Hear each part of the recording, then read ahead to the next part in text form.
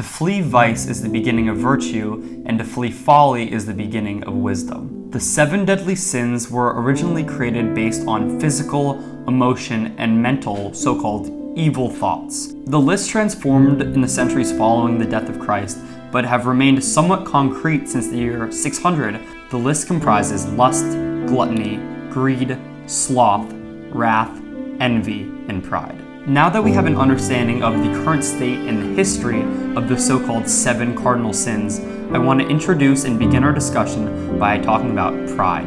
In my research, I found that pride has been described as the worst sin, which at the beginning took me totally off guard. C.S. Lewis writes, "It was through pride that the devil became the devil. Pride leads to every other vice. Pride is understood to sever the spirit from God." Upon reflection, I do see how pride precedes all the other sins. Lust is when you feel unstoppable. Greed is when you feel worthy. Sloth is when you feel above. And envy is when you feel entitled.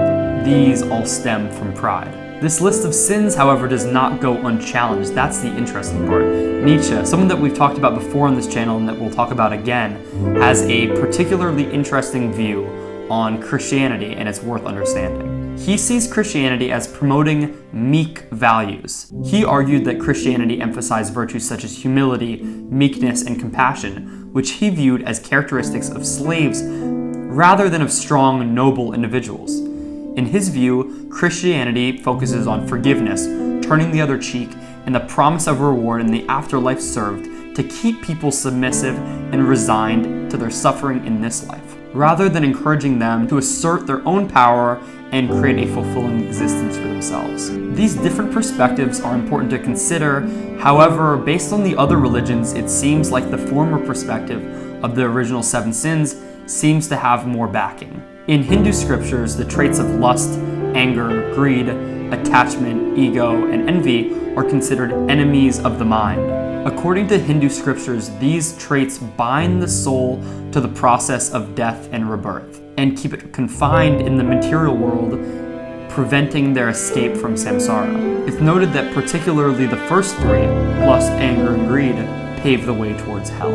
Additionally, in Buddhism, the kleshnas are mental states that are said to cloud the mind. Greed, hate, delusion, conceit, wrong views, doubt, torpor, restlessness, shamelessness, and recklessness are all said to cloud the mind. To add another layer of depth to this conversation, we can contrast the 7 deadly sins with the 7 heavenly virtues, the Eightfold Path, and the Tree of Values. There are 2 poles, good and evil. Now that we've established this, we can ask our central question. Is it more effective to move away from something or move towards something? Life is chaotic. Things are constantly changing. You're traveling, you're with your friends, you're partying, you're working. It can all be a bit distracting from our key responsibility. I found that habits are a more reliable way of holding myself accountable than something like a Jordan Peterson conceptualization of reaching for the highest possible good, of shooting for that North Star.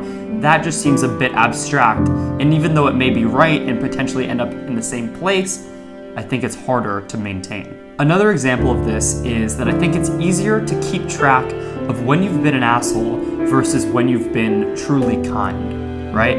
If you've been an asshole, you know that you have, and you'll remember it. It won't feel good, at least for me. In my opinion, it's easier not to be an asshole than to be truly kind. To flee vice is the beginning of virtue, and to flee folly is the beginning of wisdom. Thus, this frame of avoiding the bad holds for our moral responsibilities as well as our practical responsibilities. P.S. There's a really great movie called S7EVEN that inspired this entire video.